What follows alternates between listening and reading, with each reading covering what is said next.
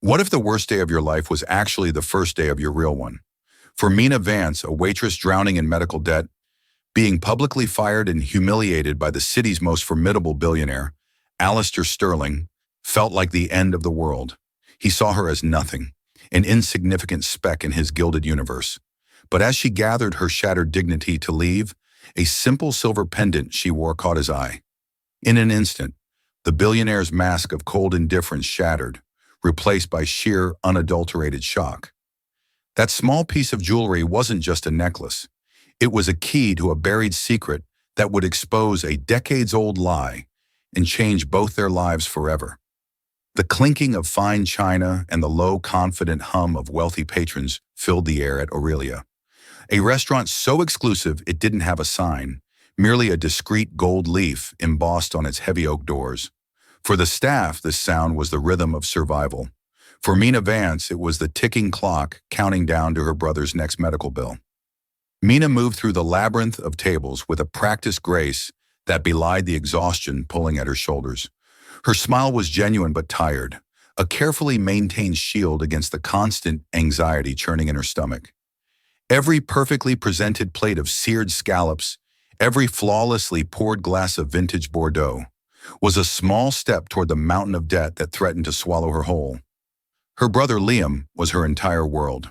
At 17, he should have been worried about college applications and prom dates. Instead, he was battling a rare autoimmune disorder that required experimental treatments with a price tag that looked more like a CEO's salary. Their parents were gone, lost in a car crash years ago, leaving Mina, barely out of her teens herself, as Liam's sole guardian and provider. She had dropped out of her art history program, trading lecture halls for the relentless demands of fine dining, promising herself it was only temporary. But temporary had a way of stretching into an eternity when you were trapped. Her life was a meticulously balanced equation of tips, rent, and pharmacy costs. There was no room for error, no space for a sick day or a spilled tray. Tonight, the equation felt especially fragile. A new specialist had proposed a promising but astronomically expensive procedure for Liam. Hope had arrived with a bill attached, and Mina's smile had to work harder than ever to hide the desperation clawing at her throat. "Table 7 needs more water, Vance. And try to look like you want to be here," hissed Marcus Thorne, the restaurant's manager. He was a man who mistook cruelty for authority, his slick-back hair and tailored suit a thin veneer over a core of pure insecurity. He thrived on managing by fear, especially with staff like Mina, whom he knew couldn't afford to fight back. "Yes, Marcus," she replied, her voice even, refusing to give him the satisfaction of a reaction. She refilled the water glasses at table 7, home to a couple who argued quietly over the custody of their purebred dog, oblivious to her presence. To them, she was part of the decor, a functional ghost who appeared with bread baskets and disappeared with empty plates. This was the nature of her job, to be essential but invisible. Later that evening, the heavy oak doors swung open, and a hush fell over the front of the restaurant, a subtle shift in the atmosphere that signaled the arrival of someone important. It wasn't just a wealthy patron, it was a titan, Alistair Sterling. His name was a brand, a synonym for ruthless ambition and old-world power. Sterling Enterprises had its hands in everything from global shipping to cutting-edge tech. The man himself was as imposing as his reputation. Tall, with sharp, severe features, silver-streaked hair, and eyes the color of a winter storm. He moved with an unnerving stillness, his presence sucking the warmth from the room. He was dining with 2 associates, both of whom looked like they were perpetually auditioning for his approval. "Put Vance on the Sterling table," Marcus whispered to the hostess, a malicious glint in his eyes. "He's notoriously difficult. Let's see how she handles a real test." Mina felt a cold knot form in her stomach. Serving Alistair Sterling wasn't an opportunity. It was a tightrope walk over a canyon, and she knew Marcus had just greased her shoes. Taking a deep, steadying breath, she picked up 3 menus and walked toward the most important table in the restaurant, the weight of the day pressing down on her more than ever. She had no idea that this single table, this one man, was about to bring her carefully constructed world crashing down around her. Alistair Sterling didn't look at Mina as she approached. His gaze was fixed on a document one of his associates had slid across the table.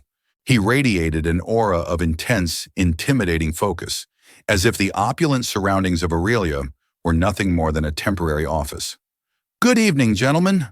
Welcome to Aurelia," Mina said, her voice calm and professional. She placed the menus on the table. Sterling didn't acknowledge her. He made a curt, dismissive gesture with his hand, a silent command for her to wait. The two associates, a man and a woman in identical gray suits, shifted uncomfortably, avoiding eye contact. Mina stood perfectly still, her hands clasped behind her back, her training kicking in. Never show frustration. The guest is the center of the universe. After a full minute that stretched into an eternity, Sterling finally pushed the document aside and lifted his eyes. They were colder up close, dissecting her with a look of mild annoyance, as if her very presence was an inconvenience. "We know what we want," he said, his voice a low baritone that was accustomed to absolute obedience. "A bottle of the 98 Chateau Margaux, 3 ribeyes, rare, and bring a plate of oysters to start, immediately." He didn't open the menu. He didn't ask for her name. He just issued commands. "Of course, sir," Mina replied, making a neat note on her pad. She retrieved the wine, presenting it with the formal grace required. Alistair watched her every move, his expression critical. He waved away the sommelier who had hurried over, instead gesturing for Mina to open it. Her hands were steady as she uncorked the bottle, the pop barely audible. She poured a small amount for him to taste. He swirled the deep red liquid, sniffed it with an exaggerated air of expertise, and took a sip. He held it in his mouth for a moment before swallowing, his face a mask of stone. Then he set the glass down with a soft click. "This is corked," he declared, the words dropping into the quiet atmosphere like stones in a pond. Mina froze for a fraction of a second. She knew it wasn't. The cork had been perfect, the aroma clean. This was a power play, a casual test of his own influence. Marcus was now hovering nearby, his face pale with anxiety. "Sir, I can assure you, I checked the cork and—" "Are you questioning my palate?" Sterling cut her off, his voice dangerously soft. "I have one of the most extensive private cellars in the country. I know when a wine is tainted. This one is spoiled. Get me another bottle." His associates stared down at the table, their own meals forgotten. The accusation hung in the air, thick and suffocating. To question a guest like Alistair Sterling was professional suicide. "My sincerest apologies, sir," Mina said, her voice betraying none of her inner turmoil. "I will bring a new bottle right away." She retreated to the wine station, her heart pounding. Marcus was on her in a second, his face contorted with fury. "What do you think you're doing?" he seethed, his voice a venomous whisper. "You don't argue with Alistair Sterling. That bottle cost $2,000. Do you know how much that is from your paycheck?" "It wasn't corked, Marcus," she said quietly, her resolve hardening. She wouldn't be bullied. "He's mistaken." "I don't care if it was blessed by angels and delivered on a unicorn. The customer is always right, especially when the customer is him." He snatched the bottle from her hands. "I'll handle this. You just stay out of his way. Go check on your other tables." Humiliation burned in her cheeks. She had been dismissed like a child. As she turned away, she could hear Marcus profusely apologizing to Sterling, offering to comp the entire meal, his voice dripping with sycophantic deference. Mina tried to focus on her other guests, but her composure was cracking. The injustice stung. It wasn't just about the wine. It was about the casual, cruel way Sterling had wielded his power simply because he could. He looked over at her once. A flicker of something. Was it triumph? In his cold eyes before he turned back to his conversation, having already forgotten her. But the confrontation wasn't over. When the steaks arrived, delivered by another server under Marcus's watchful eye, Sterling summoned Mina back with a flick of his fingers. "You," he said, pointing his fork at her. "My steak is medium rare. I requested rare." Mina looked at the steak. A thin sliver was cut, revealing a perfectly cool red center. It was as rare as a steak could be without being raw. It was textbook perfect. This was no longer a mistake. It was a deliberate act of malice. "Sir, that is a rare steak," she said, her voice shaking slightly despite her best efforts. "Perhaps the lighting—" "Don't tell me what I'm seeing," he snapped, his voice rising just enough to turn the heads of the nearby tables. It's overcooked. The entire service at this table has been abysmal. It's what happens when you have incompetent staff. He looked directly at Marcus, who was rushing over. Is this the best you can do? Then he looked back at Mina, his gaze sweeping over her simple, clean uniform, and said the words that would echo in her mind for years. He wasn't even speaking to her, but to his associates. It doesn't matter, after all, he said with a dismissive wave. She's just a waitress. The phrase just a waitress struck Mina with the force of a physical blow. It wasn't merely an insult. It was a complete erasure of her struggle, her sacrifice, her very identity.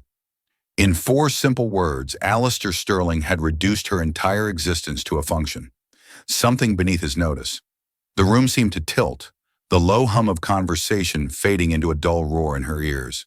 She could feel the stares of the other patrons, a mix of pity, discomfort, and morbid curiosity. Marcus Thorne arrived at the table, his face a grotesque mask of panic and forced smiles. He saw his coveted 5-star rating, his year-end bonus, and his reputation among the city's elite flashing before his eyes. He needed a scapegoat, and Mina was the perfect target. Mr. Sterling, I am so sorry, Marcus gushed, ignoring Mina completely.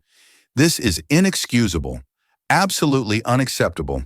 There is no excuse for such incompetence. He turned to Mina, his expression shifting from obsequious to thunderous. The switch was terrifying in its speed. Vance, what is the meaning of this? First the wine, now the steak? Are you trying to single-handedly ruin the reputation of this establishment? Marcus, the steak is cooked perfectly, Mina said, her voice low but firm. A reckless, desperate courage was rising in her. She had nothing left to lose. He is wrong. The audacity of her statement silenced the table. Alistair Sterling raised an eyebrow, a flicker of genuine surprise crossing his features. No one spoke to him that way. No one dared. For Marcus, this was the final straw. This wasn't just incompetence anymore. It was insubordination in front of the most important guest he'd ever served. His face turned a blotchy red. That's it, he snarled, his voice trembling with rage. You're done. Get your things. You're fired. He said it loudly, ensuring everyone in the vicinity could hear. It was a performance. He was demonstrating to Mr. Sterling that he was a decisive manager who dealt with problems swiftly and ruthlessly. Mina's breath hitched. Fired? The word felt foreign, impossible. She couldn't be fired, not now. Liam's new treatment, the pharmacy bills, the rent, a terrifying slideshow of overdue notices flashed through her mind. You heard me! Get out! Marcus pointed a trembling finger toward the staff exit. Now, I will not have you disrespecting our guests a second longer. Mina looked at Alistair Sterling. He was watching the scene unfold with a detached clinical interest, like a scientist observing a chemical reaction. He had initiated this, set the pieces in motion with his casual cruelty, and now he was watching her world crumble as a form of after-dinner entertainment. He didn't intervene. He didn't show a flicker of remorse. He simply took a slow sip of his water, his cold eyes unblinking. A wave of hot shame washed over her, followed by a chilling numbness. She couldn't fight. She couldn't beg.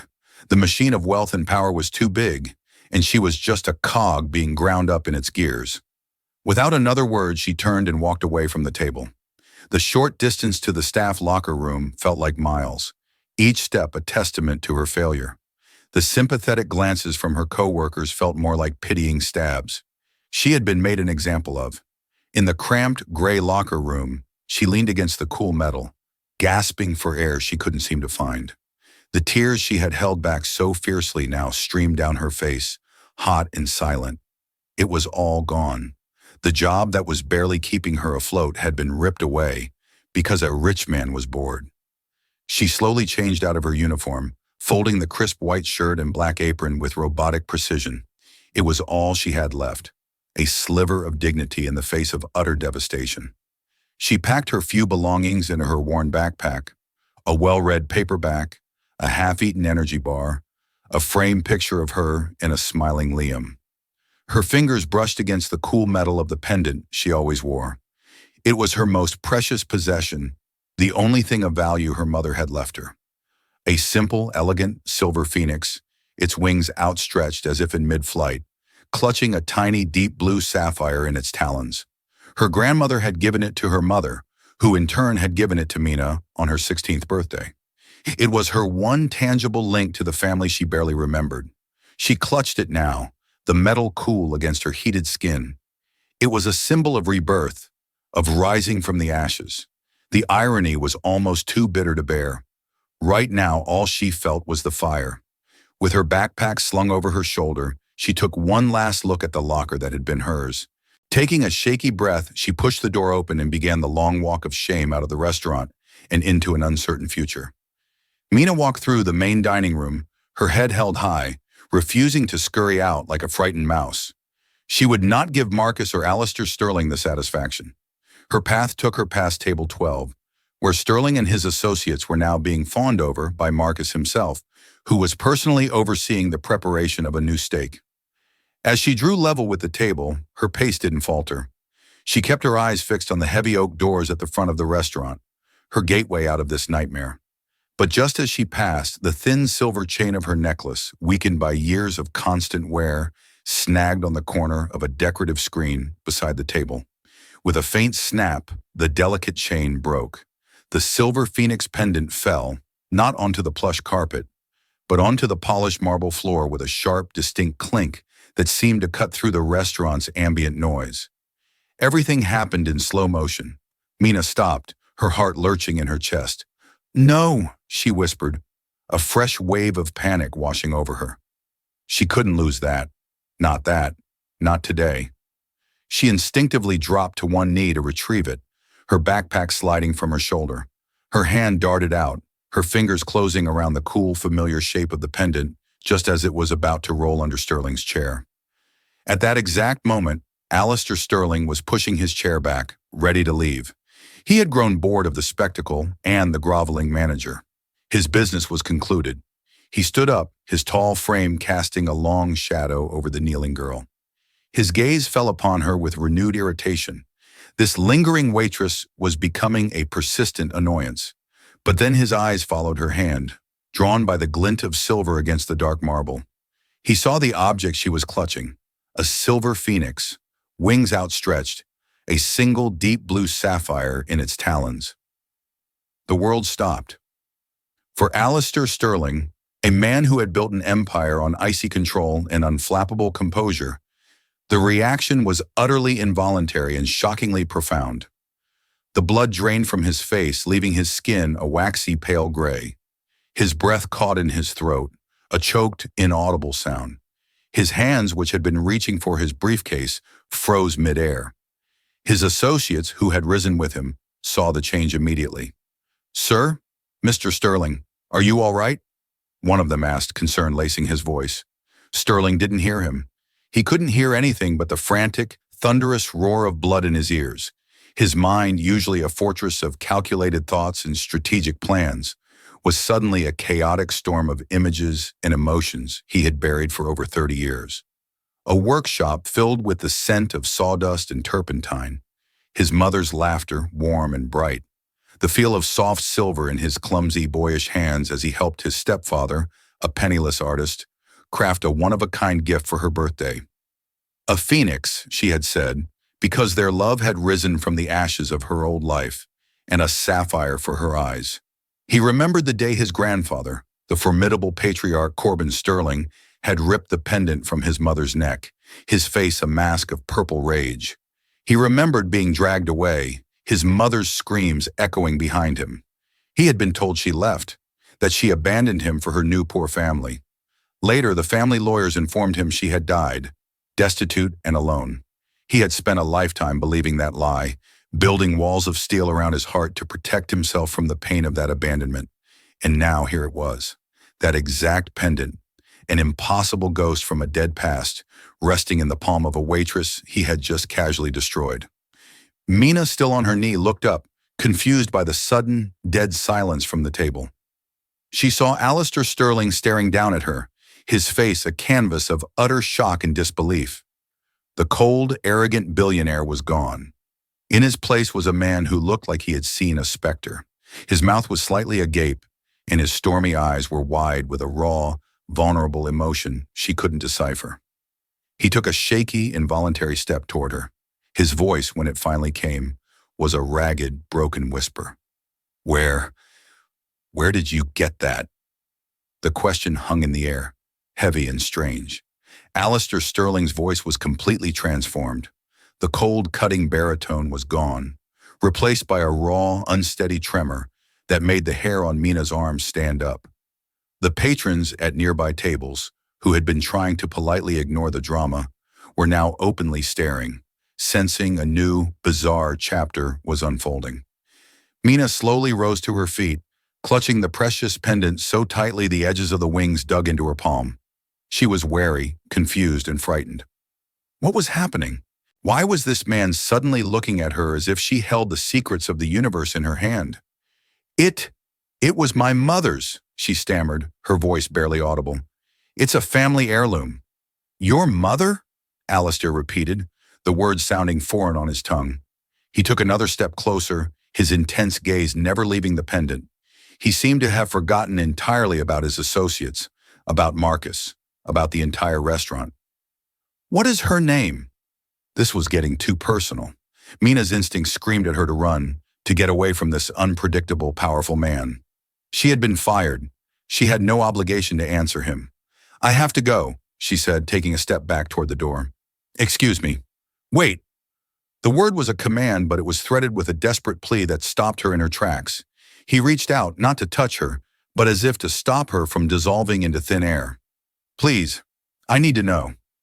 Marcus, seeing his chance to re-ingratiate himself, stepped forward. Mr. Sterling, sir, please don't trouble yourself with her. She is no longer an employee. Security can escort her out if she is bothering you. Alistair turned his head slowly to look at Marcus. The look in his eyes was no longer cold. It was glacial, filled with a nascent fury that made the manager physically recoil. Touch her, and I will personally dismantle your entire life, he said, his voice lethally quiet. Now get back, all of you. He gestured vaguely at Marcus and his own stunned associates. They scrambled backward as if he had thrown a live grenade. Alistair turned his full attention back to Mina.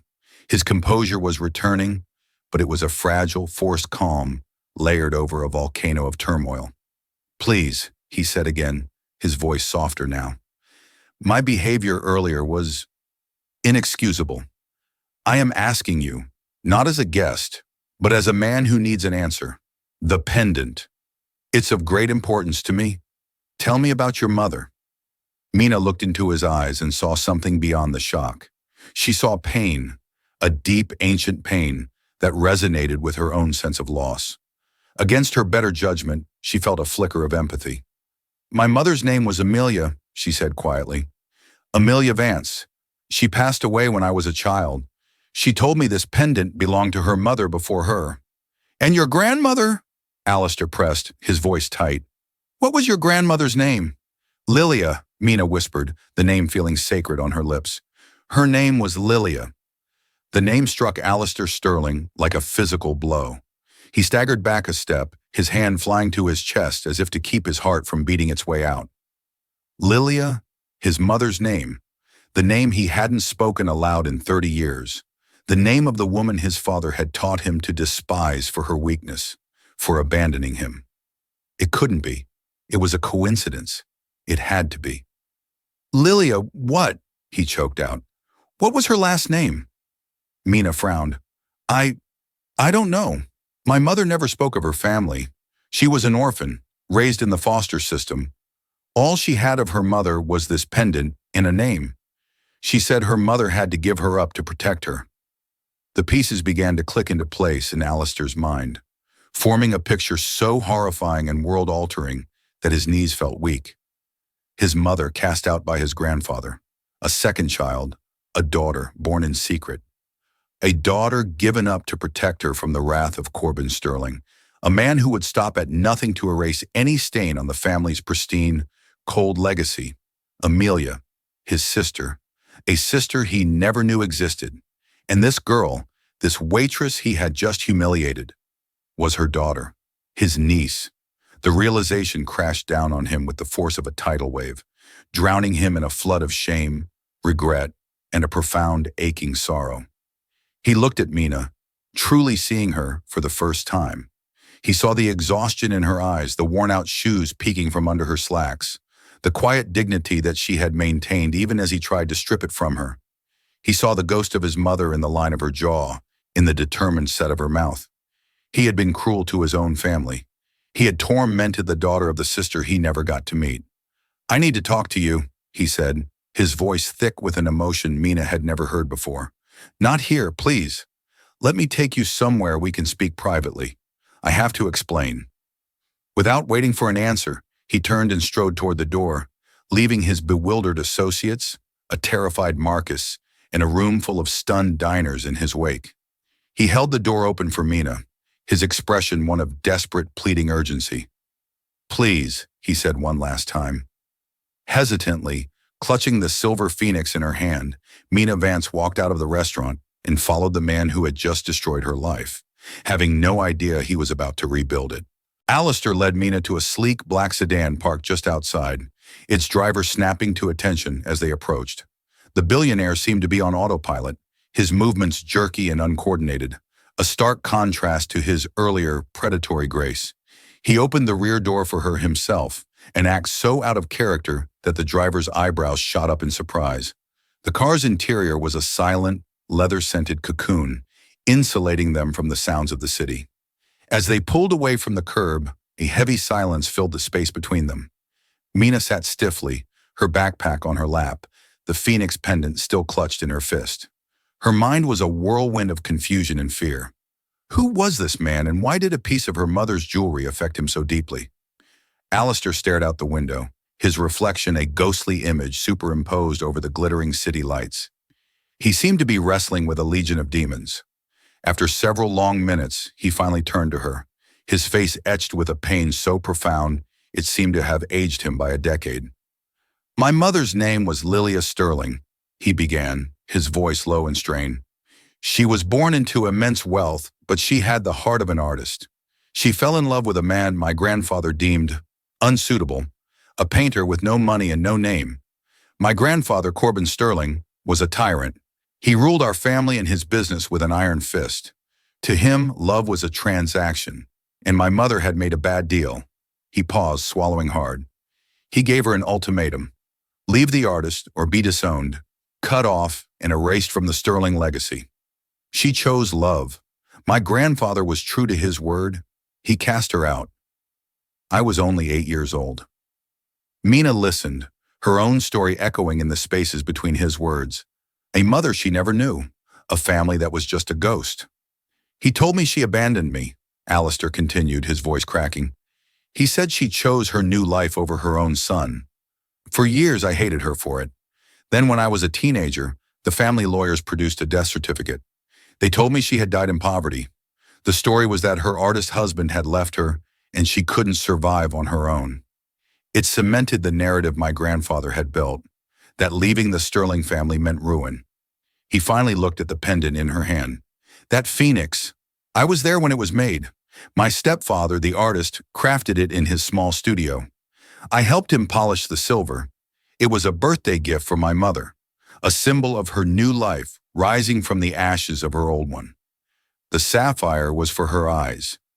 Mina's hand trembled, and she slowly uncurled her fingers, staring at the familiar object. It had always been a piece of her mother, a beautiful mystery. Now it was a key, unlocking a history she never dreamed existed. "The day my grandfather threw her out," Alistair said, his eyes distant with memory, "he ripped that pendant from her neck. He threw it in a fire. I watched it happen." He shook his head, a look of dawning horror on his face. "Or, he wanted me to think he did. He must have kept it. But how did your mother get it?" The car pulled up in front of a quiet, elegant brownstone in a residential neighborhood. This wasn't his office or a public place. It was personal. "This is my private study," he said, leading her inside.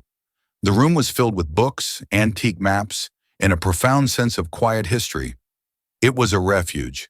He offered her a seat, but he remained standing, pacing restlessly.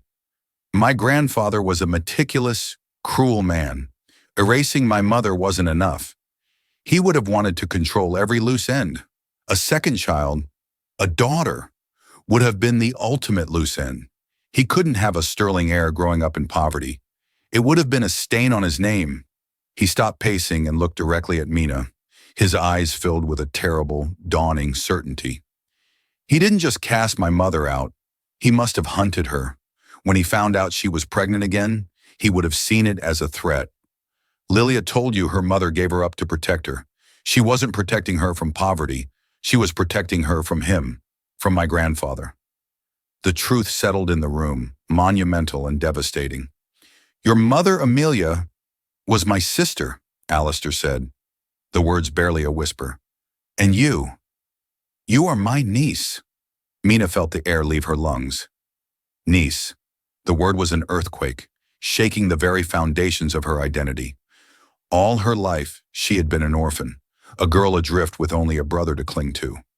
Now, this man, this cold, arrogant billionaire who had fired her less than an hour ago, was claiming they were family. Tears welled in her eyes, not of sadness, but of sheer, overwhelming shock. I don't understand, she whispered. My grandfather lied to us all, Alistair said, his voice thick with fury and grief. He stole my mother from me. He stole my sister from me.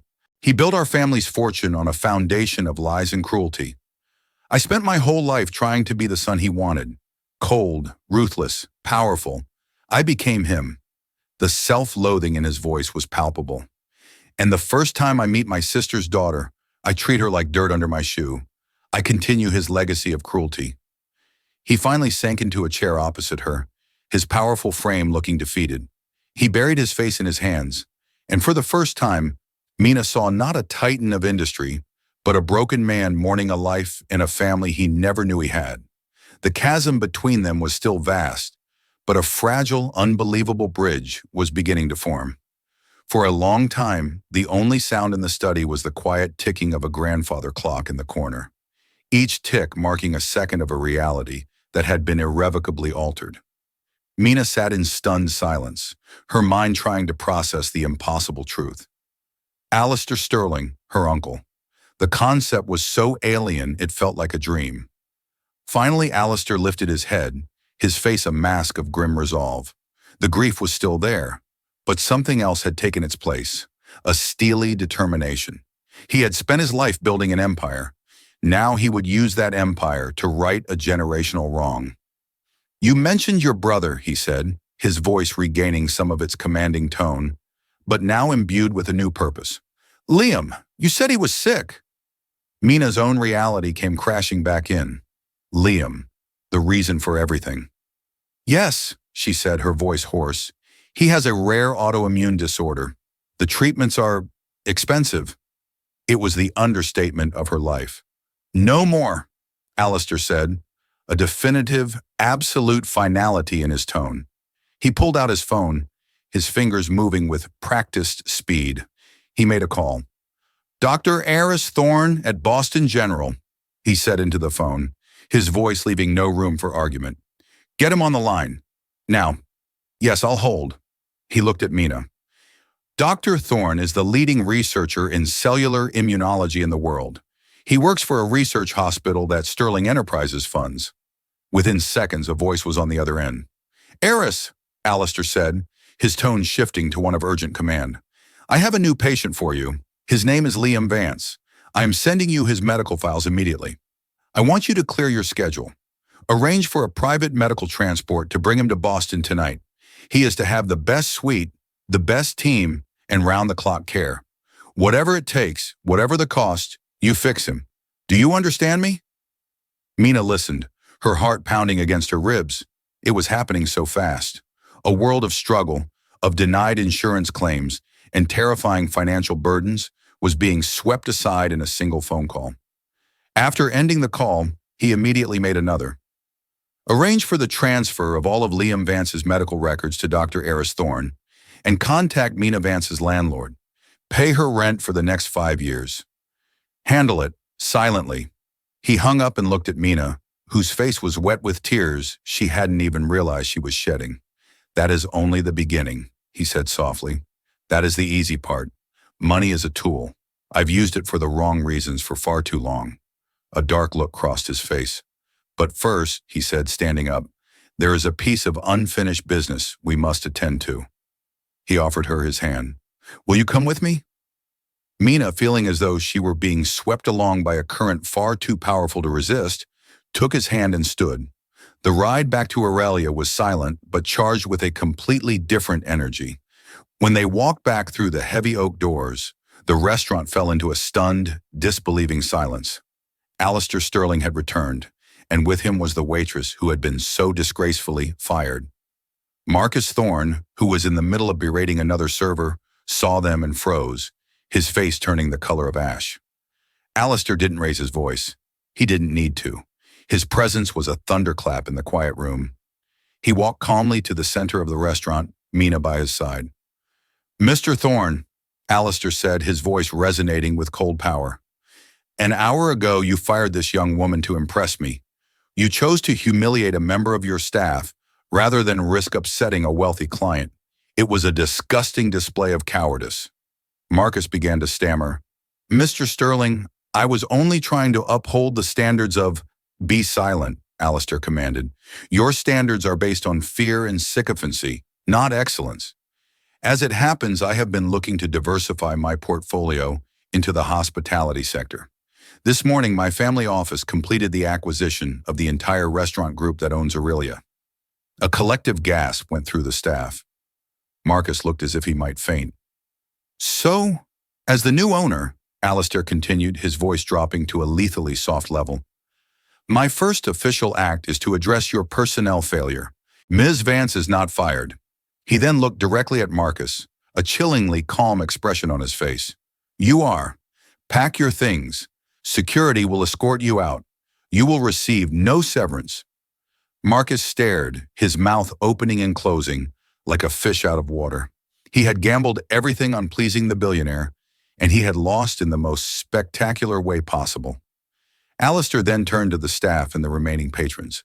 I would also like to offer my sincerest apologies to Ms. Mina Vance for my own abhorrent behavior tonight. I was arrogant, cruel, and wrong. No one, regardless of their position, deserves to be treated with such disrespect. He then looked at Mina. And in front of you all, I would like to introduce you to the newest member of the Sterling family. This is my niece, Mina Vance. The shockwave that followed that announcement was palpable. The room was utterly silent for a beat, and then spontaneously, one of the chefs in the back began to applaud.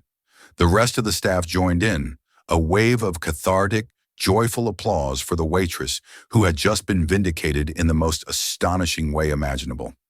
The days that followed were a surreal collage of jarring transitions. Mina went from a world of counting every tip and rationing instant noodles to one where the rustle of a room service cart and the hushed tones of a private concierge became her new reality. She and Liam were installed in a sprawling suite at the Sterling residences, a place with more windows than her old apartment had floor space. From this new height, the city she had fought so hard to survive in looked like a beautiful, glittering map of a foreign land. Her focus, however, was not on the luxury, but on Liam. In Boston, under the care of the world-renowned Dr. Eris Thorne, her brother was transforming. The constant pain that had shadowed his features for years began to recede, replaced by a flicker of his old, mischievous energy. The new experimental gene therapy, a treatment so cutting-edge it was previously inaccessible to them, was working. Alistair was a constant, if initially stilted, presence. He was a man built for boardrooms and hostile takeovers, not hospital waiting rooms. His attempts at connection were endearingly clumsy. One afternoon, he arrived in Liam's hospital room with a gift, a rare first-edition copy of The Great Gatsby, bound in Moroccan leather. I was told it is required reading for young men your age, Alistair announced, placing it on Liam's bedside table with an air of finality. Liam, who was in the middle of a video game marathon with an online friend, looked at the ancient-looking book. Thanks. It's classy. He glanced at Mina with a look that was part amusement, part panic. Later, Mina found Alistair staring out a window in the hospital's family lounge. He hated it, didn't he? Alistair asked, not turning around. He appreciated the thought. Mina said gently. But his English class read that last year. Right now, he's more interested in whether the new Starfall Odyssey expansion pack is worth the money. Alistair turned, a look of genuine confusion on his face. Starfall Odyssey? It's a game, she smiled. You should ask him about it. Ask him to show you his character, the starship he's building. The next day, Mina walked in to find Alistair sitting awkwardly beside Liam's bed, watching the screen as Liam enthusiastically explained the complex mechanics of mining virtual asteroids. Alistair was listening with the same intense focus he usually reserved for stock market analysis. He was trying. He was learning a new language, one of family rather than finance. And for the first time, Mina felt the ice around her own heart begin to melt. This man was not just a benefactor, he was her uncle. During one long evening, after Liam was asleep, Alistair led Mina to a private study the hospital kept for donors. He placed a heavy leather-bound folder on the mahogany table. I've been going through my grandfather's private records, he said, his voice heavy. He was a meticulous man. He documented everything. He opened the folder, revealing brittle yellow documents filled with cold typed script. I was wrong about my mother. My grandfather didn't just let her live in poverty. He was far more cruel than that. He slid a document toward her. It was a court order, a committal form to a private psychiatric institution, dated 30 years ago. The patient's name was listed as Jane Doe, but the signature at the bottom, authorizing the indefinite stay and all associated costs, was Corbin Sterling's. After she gave Amelia up for adoption to keep her safe from him, he found her, Alistair explained, his voice thick with rage. He had her declared mentally unstable, an easy thing for a man with his power and money to do. He imprisoned her in that place for the rest of her life, telling everyone, including me, that she was dead. She was alive all that time, Mina, just a few hundred miles away, alone. He pointed to another document, a simple death certificate. She passed away 5 years ago, still a resident of that facility. She died believing her son hated her, and her daughter was lost forever. The clinical, bureaucratic language of the papers stood in horrific contrast to the human tragedy they described. Mina felt a wave of nausea. This wasn't just a lie. It was the calculated, lifelong torture of a woman whose only crime was love. He built this entire empire on the idea of strength, Alistair said, his fist clenching on the table. But it was a brittle, hollow lie. Your mother, Amelia, surviving on her own, giving you that pendant.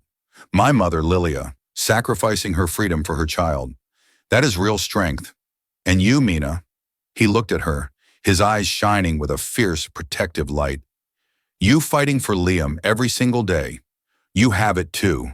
It's the only part of this family worth preserving. When they returned to New York, Mina felt a sense of adriftness. Liam was on the road to a full recovery. Her financial worries were gone.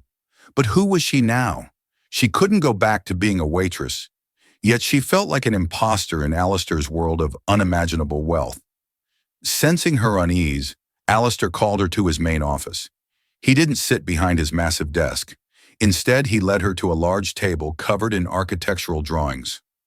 I sold the entire restaurant group, he announced. Aurelia is being gutted as we speak. Its foundation was rotten. He unrolled a new set of blueprints. We are going to build something new in its place. He showed her the plans for a stunning building, a mix of modern glass and warm, inviting wood. It wasn't another restaurant or a corporate tower. It was a community arts center and medical support hub. I am creating the Lilia and Amelia Foundation, he stated. It will have two primary missions: to provide grants and gallery space for struggling artists, in honor of the man my mother loved, and to create a fund that will fully cover the medical and living expenses for families battling rare diseases, so no one has to go through what you and Liam did. He then turned to her, his expression more serious than she had ever seen it. I don't want to just give you a trust fund, Mina. That feels like a transaction, a payment for my guilt. It's empty. Your experience, your compassion, your strength. Those are the most valuable assets in this family. I can write checks, but you understand the need. You know the faces behind the paperwork. He slid a formal portfolio across the table. It proposed the creation of a two-person board of directors with equal authority, Alistair Sterling and Mina Vance. I'm asking you to build this with me, not as my employee or as my charity case. as my partner. Mina stared at the documents, her name printed in bold, elegant script. She saw a path forward, a way to transform the pain of her past into a purpose. She thought of all the other families in all the other waiting rooms, their faces etched with the same fear she had lived with for years. She could be their champion. A genuine, radiant smile spread across her face, the smile of a woman who had not just survived the fire, but was now ready to harness its warmth. "Okay, Uncle Alistair," she said, the title finally feeling like it belonged. "Let's build something that lasts." In the end, it wasn't the firing that defined Mina's story, but the moment she knelt to pick up a fallen piece of her past. That simple silver pendant did more than expose a family secret. It became a catalyst for redemption and rebirth. Alistair Sterling, a man trapped in a prison of wealth and a legacy of lies, was freed by the truth and given a second chance at having a family. He discovered that true power wasn't in dominating boardrooms, but in healing wounds, both his own and others. Mina, once defined by her struggle, found her true calling not just as a survivor, but as a leader. Together, she and Alistair built the Lilia and Amelia Foundation into a beacon of hope, ensuring that their family's story of loss would be transformed into a legacy of compassion. Her journey is a stunning reminder that our identities are not defined by our jobs or our circumstances, but by our resilience, our history, and the love we carry with us. Sometimes hitting rock bottom is the only way to find the solid ground on which to build a better future. What do you think is the most powerful form of redemption? Let us know your thoughts in the comments. If this story of unexpected family and second chances touched your heart, please give this video a thumbs up, share it with your friends, and don't forget to subscribe for more stories that prove hope can be found in the most unlikely of places.